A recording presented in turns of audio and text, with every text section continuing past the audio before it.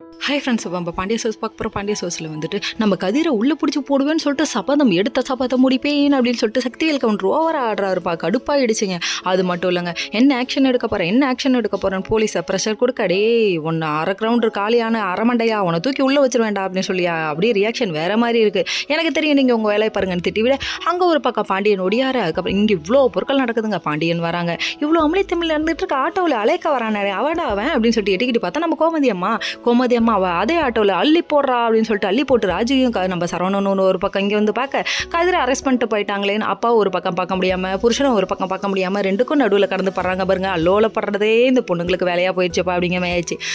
நம்ம ராஜு ஒரு பக்கம் குமர் என் புருஷன் இந்த தப்பும் பண்ணியிருக்க மாட்டான்னு போலீஸ் ஸ்டேஷனில் வந்து சொல்ல, ஆக மொத்தத்தில் பெத்த அப்பாவோட உனக்கு புருஷன் தான் முக்கியமானு சொல்லிட்டு நம்ம கேட்ட கேள்வியெல்லாம் பார்க்கணுமே, ஐயோ லெஃப்ட் ரைட்டுன்னு வாங்கின மாதிரியே இருக்குது.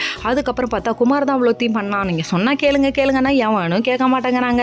கடைசியில் நம்ம பாண்டியன் கூட்டு போய் என்னதாண்டா நடந்துச்சுன்னு சொல்லி கேட்க குசுன்னு அப்பாட்ட மட்டும் நடந்த எல்லாத்தையும் சொல்லிட்டாரு. அப்போ குமார் தான் இவ்வளோ வேலை பண்ணியிருக்கான், இல்லை நான் கவனிச்சுக்கிறேன், அவன் நீங்கள் எதுவும் பண்ணாதீங்க, இந்த டைமில் எது பண்ணாலுமே மாமா கேன்சர் இருக்க விஷயம் வெளியே தெரிஞ்சணும்னு சொல்லிட்டு கமுக்கமாக மூடுறாங்கன்னா பார்த்துக்கோங்க. என்னடா பண்ணுறது, எதுவுமே சொல்லாமல் இருக்கணும்னா எப்படா முடியும், சொல்லுங்கடா, உண்மை வெளியே வர்றதுக்கு தான் இவ்வளோ பிரச்சனை கடவுள் கொடுக்குறாரு அப்படிங்கிற மாதிரி ஆயிடுச்சு.